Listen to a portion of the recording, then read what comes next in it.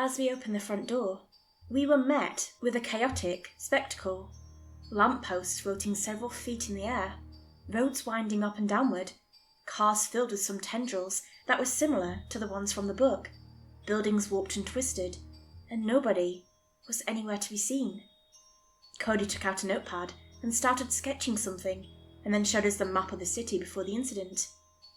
"Do you think this is still accurate?" I asked, turning to Emily. She scoffs.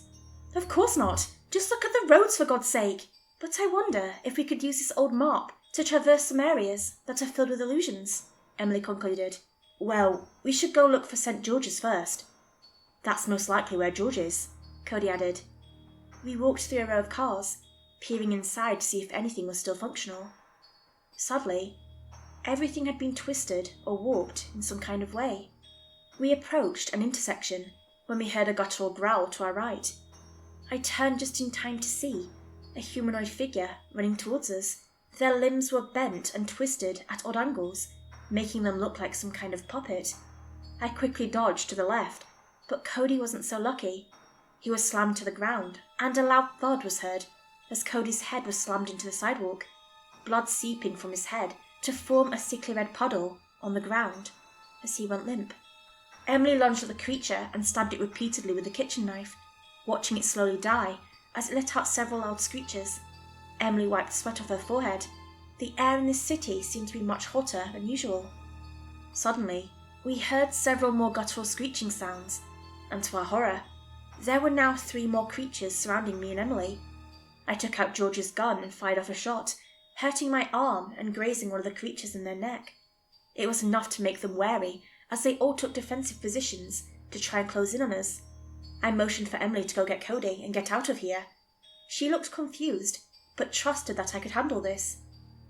The creatures seemed to not care about Emily and Cody, as they closed in on me. I took a deep breath and ran towards them, grabbing one of the creatures and firing a bullet into their skull. My arm screamed in pain, as well as the hole in my chest, as the other 2 creatures tackled me to the ground, scratching me with their abnormally long fingernails. I gritted my teeth and shot another 2 bullets, one of them missing, and another latching deep into one of the creature's arm. They kept clawing at me, trying to quickly subdue me. Scratch and scratch, blood trickled from my body as I desperately tried to fire off the gun accurately. Bang, miss. Bang, miss. Bang. A direct hit in the neck of one of the creatures. They collapsed in black, oily blood, as the other, who was shot in the arm, backed away, clearly surprised I was not dead. I wiped some blood off my chin and aimed the gun with my trembling arm. The creature saw this and charged, knowing that running away would not help itself. The creature was almost on me, leaving me only half a second to react, and in that moment, I managed to fumble my gun and it dropped to the floor, the creature accidentally bumping it out of my hands. I quickly backed up, but the creature knew it had won. It charged and I quickly ducked behind a car, the creature tumbling over me onto the hard surface road.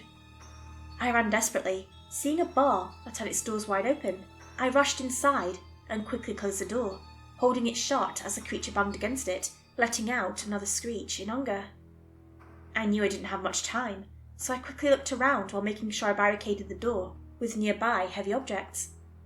As the creature banged on the barricaded door, I looked for any exits, and conveniently, there was a back door leading outside to some kind of alleyway. As I entered the alleyway, I heard a human-like scream from above. I looked up to see large, pitch-black spiders with human faces that resembled citizens in the city looking down at me with their empty eyes. "What the hell?" I went to say, but was cut off from the creature slamming his hand through the back door. I didn't have much time to get out of here. I quickly ran through the alleyway, dodging and weaving between trash cans and discarded objects. I turned back to see the spiders tying the creature into some sickly yellow webs. At first I was relieved, but then I realised I was going to be next if I didn't find some sort of hiding place. I made my way back to the intersection and called out for Emily and Cody, only to be met with silence. I heard scuttling behind me and realised that the spiders were almost here. I ran towards the nearby buildings, looking for a way inside, but a lot of their doors were twisted beyond recognition. I ran to a door that was almost in the same familiar shape as a normal door, and I saw a small trail of blood leading inside. I ran in only to see I was in a small room that stretched upward for what seemed like hundreds of feet. I heard a faint yell, and it sounded like Cody, but it was high off the ground and sounded like an echo. Determined, I made my way up the building using various objects, such as floating staircases and desks that somehow could support my weight. I climbed what felt like hours until I made my way to some kind of balcony door on the side of the building. I opened it, only to be met with Emily, who was tending to Cody, stopping the bleeding from his head with some medical supplies. She turned to me and seemed shocked. "What happened to you?" she asked hysterically. "What?" I asked. She pointed at the several cuts all over my body. "Oh, that's just from the creatures," I said. She sighs and laid an unconscious Cody on some cloth. "How did you get him up here?" I asked. "I was able to push him up with those weightless objects you climbed up with," she said bluntly. "But they didn't move when I used them," I said. "Did you try pushing them upwards?" she asked. I was silent. "Did you actually climb your way up here?" she asked, now shocked. We both went silent as we heard some human screaming below. "Oh my God, they're survivors!" Emily was about to go down to help them when I stopped her. "No, they are spider things with human heads. They are trying to lure us out," I said. "How do you know they aren't actual people?" she asked frantically. "Because they followed me," I said grimly. You led them to us!" She looked terrified. "I didn't mean to. I tried to say, but she cut me off. "No! You should have known!" she said, grabbing Cody and hoisting him onto her back. "There's a fire escape we can use to get out of here," she sighed. I sighed with relief, but that relief was short-lived, as a sickly yellow web barely missed me. They were here.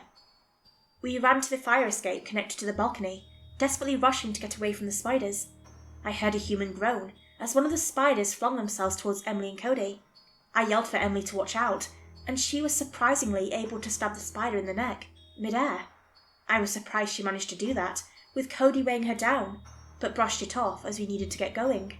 We started descending the fire escape, but halfway down, it started leaning to the side, sending us sliding towards the edge of the fire escape. I grabbed onto the railing and grabbed Emily's hand, sending immense strain to my arm as I held us all up from falling. I tried pulling myself up so I could pull Emily up as well, but I heard the skittering of the spiders and realised we needed to jump. "Emily, we have to jump," I yelled. "What? Are you insane?" she screamed. "Just trust me," I yelled, preparing to let go. "Kyle!" Emily warned, but it was too late. One of the remaining spiders slammed into me, sending me flying, and Emily and Cody fell down onto the last platform of the fire escape. I desperately grabbed into the sickly yellow webs, and they immediately started burning through my flesh. I screamed in agony but held on, swinging myself on the webs to manoeuvre myself back onto the fire escape. I desperately grabbed onto the railing as I watched Emily trying to fend off the two spiders, but to no avail. She couldn't attack them and protect Cody and herself from their webs. My fingers started giving out as the burns were making my head feel weak and numb. I pushed forward, forcing myself onto the last platform. Emily managed to stab one of them in their head, killing them in their weak spot. Though, the other spider did not take too kindly to that and rammed into Emily, sending her flying in my direction. She slammed into the platform, near where I was standing. "Are you okay?" I asked. "Obviously not," she said, gritting her teeth as the spider was upon us. "Where's your knife?" I asked frantically. "Right here," she said, handing me her knife. I rushed towards the spider, only to narrowly avoid more sickly yellow webs. I couldn't get close because of the many legs and webs, and the spider kept getting closer and closer. I realised there was only one thing I could do to save us. I cut a cord that was still connected to the fire escape, and suddenly we were thrust to the ground. To my horror, the spider landed on its feet, whilst me and Emily took significant bruises. With our fall to the sidewalk we were hanging from, I quickly got up, stumbling a little, but holding Emily's knife. I turned to see Emily making sure Cody was okay. If I lose, we will all die. I rushed towards the spider, being wary of the webs and the legs. I weaved between the spider and managed to stab it in the side of its face before being knocked back by one of its legs. The spider shrieked and ran towards me, but I was ready. I ducked under the spider and stabbed into its underbelly. It stumbled for a second, then turned back to me to charge, but as it took another step, a drop of blood leaked from the cut I inflicted. The spider tried to move, but as it took another step, the wound opened up more, and suddenly, tons of blood and the spider's insides leaked out onto the floor with a wet splat. Shortly after, me and Emily, with combined effort, managed to drag Cody and ourselves into a nearby alleyway that seemed safe. I decided to record this while I had the chance. I'm exhausted, and there's monsters at every twist and turn. Along with Cody being a liability, the wound in my chest is getting worse and worse. It went from being barely able to feel it to a burning pain in my chest. Me and Emily decided we need to head to the hospital first and foremost, or else we probably won't even make it to St. George's. I'll leave it at that for now. I'll post again as soon as I can.